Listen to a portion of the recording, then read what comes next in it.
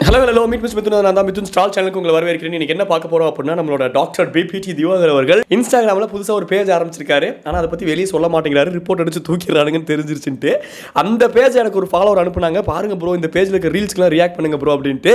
வேற என்னங்க வேலை, கொண்டு வாங்க அந்த செல்லத்தை கொண்டு வாங்க அப்படிங்கிற மாதிரி என் தலைவரை தூக்கிட்டு வந்துட்டேன் நான். இன்னைக்கு அவர் பண்ண மாசான ஸ்டைலான ரீல்ஸ் எல்லாம் பார்த்து நம்ம ரியாக்ட் பண்ண போறோம். அவ்வளோதான், சோலி முடிச்சு.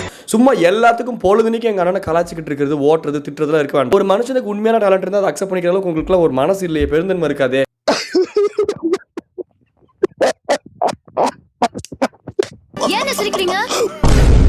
எங்க அண்ணனோட டேலண்ட் என்னங்கிறத நான் உங்களுக்கு புரிய வைக்கிறேன். அவரோட தம்பி நான் உங்களுக்கு புரிய வைக்கிறேன்னு சொன்ன வந்தேன். என்ன டேலண்ட் பாருங்க, அவர் ரா டேலண்ட்டுங்க. அவர் பார்க்கலாமா? வீடியோ பார்க்க போலாமா?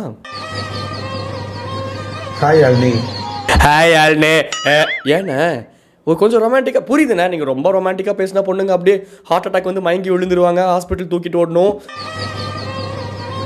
ஹாய் அல்னி.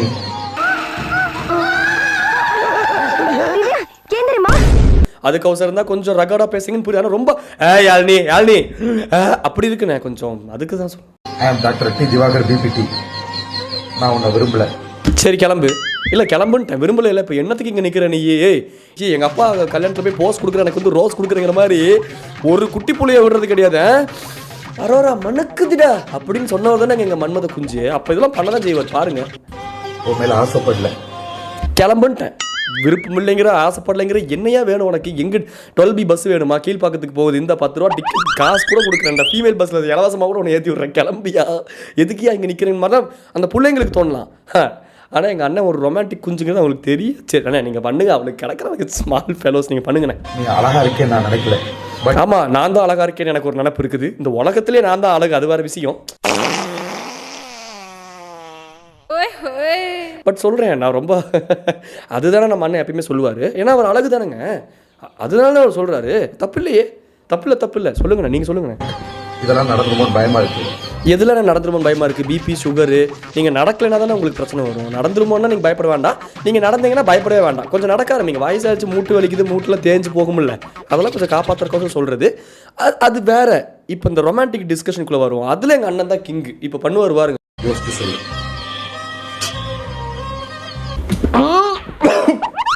அதுக்குள்ள பொறையரிக்குச்சுங்க எனக்கு. என்ன பண்ணாரு அண்ணன்? அதான் இந்த ரொமான்டிக் அதை பற்றி ஏதோ பேசிக்கிட்டு இருந்தேன்ல, அந்த கன்றாவதியை விட்டுரும், அடுத்த ரீலுக்கு போயிடுவேன்னு ஒன்றும் முடியல. இல்லை ஏன் சொல்கிறேன்னா, டூ மச் ஆஃப் கியூட்னஸ். ரோட்ல எல்லாம் இப்படி ஆகி போய்கிட்டு இருக்கு. ஓ இதுவா guys, I saw this reel. எல்லாத்தையுமே நம்ம கலாய்க்கலாம், இல்லைன்னு சொல்லலை. But when it comes to few serious things இல்லையா, அதை நம்ம சீரியஸாக தான் அட்ரஸ் பண்ணணும். இந்த ஒரு விஷயம் அந்த மாதிரி நான் பார்த்ததில் ஒரு சீரியஸான ஒரு விஷயம் தான் இது. நீங்கள் ஃபுல்லாக பாருங்கள், அதுக்கப்புறம் நான் சொல்கிறத வச்சு நீங்கள் இமேஜின் பண்ணி பாருங்கள். You can connect to it, you can relate to it. இது ஃபுல்லாக பாருங்களேன்.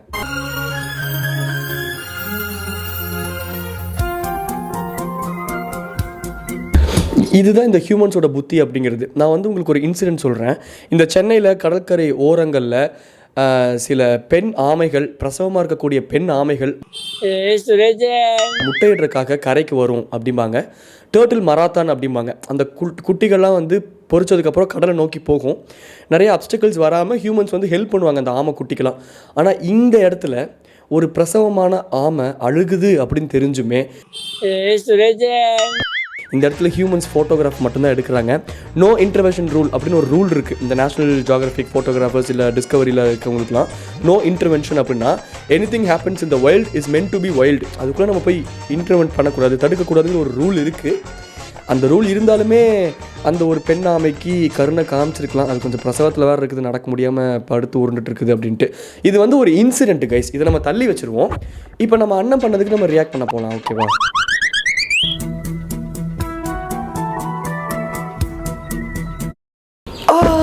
என்னண்ணா இப்போ எதுக்கு நீங்கள், எனக்கு புரியுது உங்களுக்கு வந்து பிக் பாஸில் டைட்டில் கொடுக்கல அப்படிங்கிறக்கு அவசரம் ரோட்லலாம் உட்காந்து போராட்டம் பண்ணுறீங்க.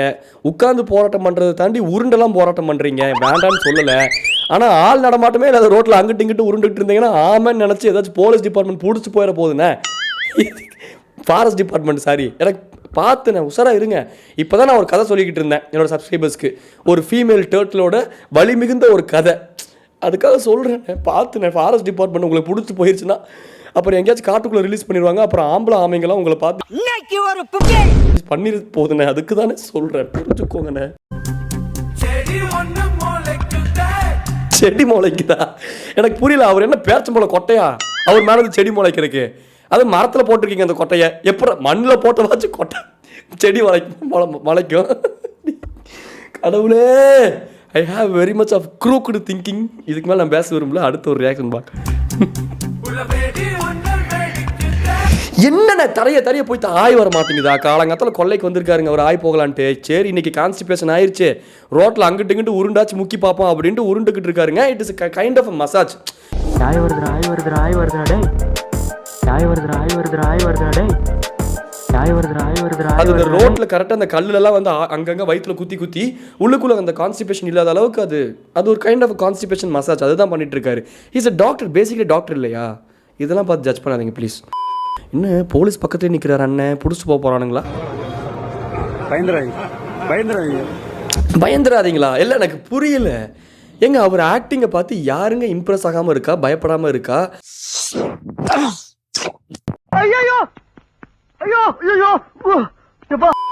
இவ்வளோ தூரம் மூஞ்சியே பக்கத்தில் இருக்குது, அதுக்கே பயப்படல அந்த போலீஸ்காரர்.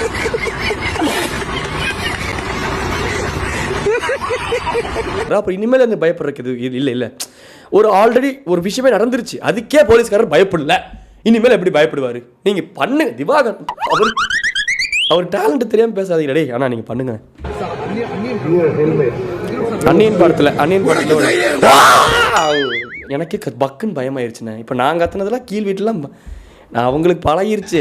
யூடியூப் எடுப்பேன், என்னத்தையாவது கத்திட்டு கிடப்பான் பைத்தியக்காரன்ட்டு பழகிட்டாங்க. ஆனால் என்ன தைரியம், என்ன கட்ஸு பார்த்தீங்களா? எங்கள் அண்ணனுக்கு உள்ளுக்குள்ளே கட் ஹெல்த் தான் ஸ்பாயில் ஆயிருக்கு, ஆனால் கட்ஸ் எவ்வளோ இருக்குது பார்த்தீங்களா? என்ன மனுஷன்டா, is oh my God, man of an art அப்படிங்கிறாருங்க. போலீஸ் பக்கத்தில் இந்த தைரியம் வருமா உங்களுக்கு? போலீஸ் பக்கத்தில் போய் ஒரு அட்ரஸ் கேட்கறதுக்கு உங்களுக்கு தைரியம் வருமா? ஆனால் எங்கள் அண்ணன் போலீஸ் பக்கத்தில் போய் அப்படின்னு இருக்காரு. என்ன சாதனை இதெல்லாம்? அந்த போலீஸ்காரர் பார்க்குறாரு, இவனெல்லாம் விட்டுட்டு பிட் பாக்கெட் கேஸ்லாம் முடிக்கிறான், இந்த முடிக்கிறான், தற்கொலையை பிடிச்சி உள்ளுக்குள்ளே போடுங்க, லாக்கப்பில் போடுங்கடா அப்படின்ட்டு அவர் நினைக்கலாம். ஆனால் அண்ணன் மேலே கை வைக்க முடியுமா? ஸ்மால் ஃபெலோஸ் தானீங்க அண்ணா. நாட்டி சாவட்டிங்க, நான் நடிச்சேங்களா? சாவட்டிங்க ப்ளீஸ்.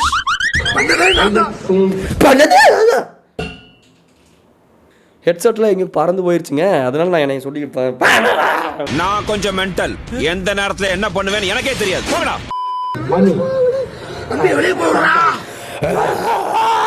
அப்படியே புடிச்சு தரன்னு இழுத்துட்டு போய் ஜெயிலுக்குள்ளே போட்டு கொரில்லா போஸ்ட்னா என்ன அப்படிங்கிறத காட்டுங்கண்ணே.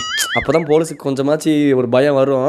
ஓகே, உண்மையாலுமே நடிப்பு இருக்குனாட்டு வச்சு நடிப்பு அரக்கநாட்டு இருக்குதே, பிடிங்கண்ணே போங்கண்ணே. உள்ளுக்குள்ள கொரில்லா செல்லில் போய் அந்த இது காட்டுங்கண்ணே, அந்த டேலண்ட்டை காட்டுங்கண்ணே, எல்லாத்தையும் காட்டுங்கண்ணே. அப்போ தானே எல்லாம் பயப்படுவாங்க. அப்பா போலீஸ் முடிப்பா ஆளை விட்றாப்பா. இவன் சாமி என்னடா அது, நம்ம தான் மற்றவங்களுக்கு தண்டனை வாங்கி கொடுப்போம், இவன் நமக்கே தண்டனை கொடுத்துட்டானே கொஞ்சம் நேரத்தில் அப்படின்ட்டு பாதறி எடுத்து சொல்லிட்டு வரவர்.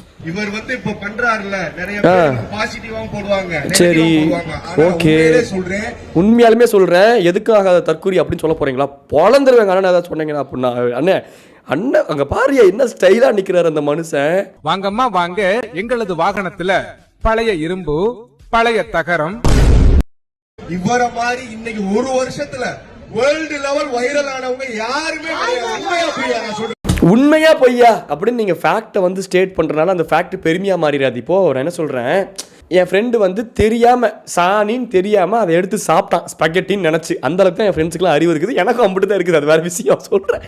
சாணியே சாப்பிட்டான், அதை போய் ஃப்ளெக்ஸ் பண்ண முடியுமா? இந்த உலகத்திலேயே ஸ்பெகட்டியை சாணின்னு நினைச்சு சாப்பிட்டது இவர் தான். உண்மையா இல்லையா? உண்மையா இல்லையாடா? இவன் தானே சாப்பிட்டா அப்படின்னு ஃப்ளெக்ஸ் பண்ண முடியுமா? டே, சாணியை தின்னா சாணி தான்டா, புரிஞ்சுக்கோங்கடா. அது ஒரு மாட்டோட ஆயிடா. அதுதான் சொல்றேன் நான். அண்ணன் வந்து மாட்டோட கொம்பு மாதிரி. ஏன்னா அண்ணனை பார்த்தா உங்களுக்கு மாட்டாய் கொண்டு அவ்வளோ என்னத்தே பண்ணுங்கடா, எல்லாம் பண்ணுங்கடா. என்ன சொல்றேன், பாசிட்டிவா இருக்கட்டும், இன்னைக்கு இன்ஸ்டாகிராம்ல இருந்து எல்லாமே வாட்டர் மிலன் ஸ்டார் ட்ரெண்டிங். ஏனா யாருக்காக வந்திருக்காரு அவர்? அப்பா சாமி இருங்க ப்ரோ, கொஞ்சம் மூச்சு விட்டுட்டு அடிங்க ப்ரோ. சிங்குன்னு அடிக்கிறீங்களே பக்கத்துல எல்லாம், காதுக்கு இதெல்லாம் சதறிடாதா? பொறுமையா அடிங்க.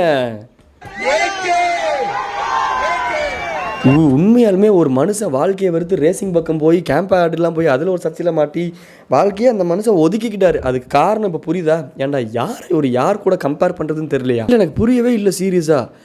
ஏகே மாதிரி ஒரு சின்ன ஸ்டாரை வாட்டர்மேன் மாதிரி ஒரு பெரிய ஸ்டார் கிட்ட போய் கம்ப்ளைண்ட் பண்ணுறீங்களே.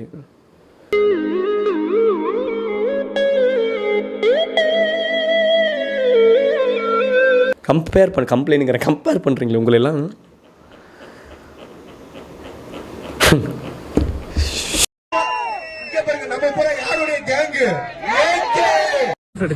ஏய் நீங்களாம் ஏகே கேங்காக இருங்கடா. ஆனால் தயவு செஞ்சு ஏகேக்கே பிடிக்காத கேங்காக சுற்றிட்டு இருக்காதீங்கடா. டே என்னடா ஏகே கேங்கு யாரை பற்றி பேசுறது இன்னமோ போ. சரி ஓகே, ஒரு வழியாக கடைசியில் இந்த ரீல் இது பார்த்துக்கோங்க. ஏன்னா ரேரஸ்ட் மொமெண்ட் சிம்பு வந்து வாட்டர்மெலன் ஸ்டார் கிட்ட தேடி வந்து செல்ஃபி கேட்டு வாங்கிக்கிட்ட ஒரு லக்கி ஃபெலோ சிம்பு. அதனால சிம்பு கடு பொறாமையாக இருக்கு எனக்குலாம்.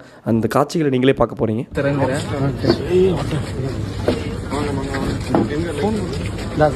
வாங்க வாங்க வாங்க, எங்கே லைட் இருக்குது? அங்கே லைட் இருக்குதா? அந்த ஒத்த லைட்டுக்கு கீழே போய் நில்லுங்க போங்க, உங்கள் காக்கா உங்கள் மேலே ஆய் போயிட்டு போட்டோம் அப்படின்னு சொல்லுங்க. நான் சிம்புண்ணா என்னென்ன நீங்கள் செடி ஒன்று மோளைக்குதே, இந்த எஃபெக்ட் தாங்க.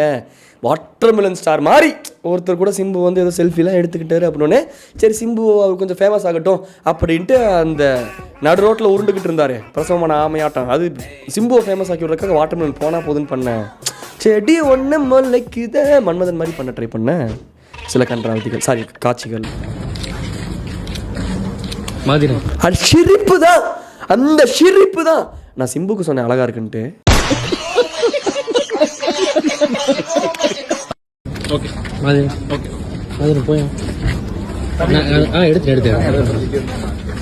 கொஞ்சம் யார் உள்ள வராங்க அவ்வளோதான் பண்ணாரா? ஏதோ இன்டர்வியூலாம் உட்காந்து சிம்பு எனக்காக வெயிட் பண்ணி காலையிலேருந்து வெயிட் பண்ணமா வந்தார். சிம்பு வந்தார், வாட்டர்மெலன் ஸ்டார் நல்லா பண்ணுறீங்க, சர்ச்சில் எல்லாம் மாட்டிக்கோதீங்க, சூப்பர் டேலண்ட் நீங்கள், நல்லா பார்க்க கருப்பாக இருந்தாலும் தமிழ் குடி நீங்கள், அப்படியே ஒரு ராஜ பரம்பரை அப்படி நடந்து வந்தாலே தெரியுது நீங்கள் ஒரு கெத்து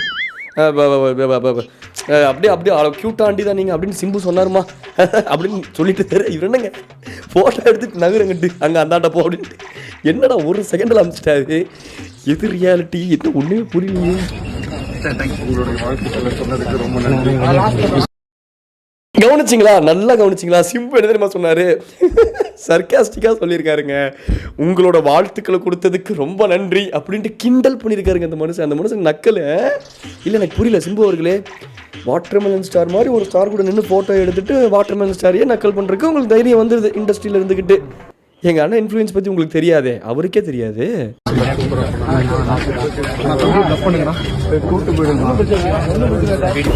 என்ன இது தம்பி பிளஸ் பண்ணுங்கண்ணே? ஐயா என்ன இது தம்பி பிளஸ் பண்ணுங்கண்ணே? தம்பி சித்தப்பா மறப்பா நீயே? சித்தப்பா நீயா நீனடா என்கிட்ட பிளஸிங் கேட்குற? சித்தப்பா வேணாண்டா, அது தப்புடாது, சித்தப்பா தாண்டா மகனை பிளஸ் பண்ணும் அப்படிங்கிற மாதிரி சிம்பு சாக்காயிருப்பார். ரெண்டாவது எனக்கு புரியல, தம்பியை பிளஸ் பண்ணிக்கிட்டு என்னென்ன இது ஆட்டிடியூடு? காரியம் ஆகணும்னா காலை பிடிக்கிறவனும் அவனை விட்டு மேலே வரணும் அப்படின்னா காலை வாரி வரணும் ஒரே ஆளா அப்படின்னு பிரகாஷ் ராஜ் டெம்ப்ளேட்லாம் போடலாம் போலயே. செடி ஒன்று மொளைக்குதே சிம்புவே ஒருத்தன் மறைச்சிக்கிட்டு இருக்கான் பக்கத்தில் நின்று. அவரை மறைக்கிறான் ஒருத்தன் வந்து ஒரு வீடியோ போட்டு அப்படி இருக்கணும் கேட்கலாம், தப்பெல்லாம் சொல்ல. ஒரு ஸ்டாரை ஹீரோ பார்த்தோம்னா ப்ரோ ஒரு செல்ஃபி எடுக்கலாங்களா சார்? ஒரு செல்ஃபி அவ்வளோதான், அதான் ஓகே, அவ்வளோதான். ஒரு ஸ்டார் ஒரு செல்ஃபி எடுத்தோம், இன்றைக்கி ஒரு இன்ஸ்டாகிராம் ஸ்டோரி காட்சி அவங்க கூட செல்ஃபி எடுத்துறாரு. எவ்ரி ஒன் ஆர் ஹியூமன்ஸ் அம்பிட்டு தான், அவ்வளோதான்.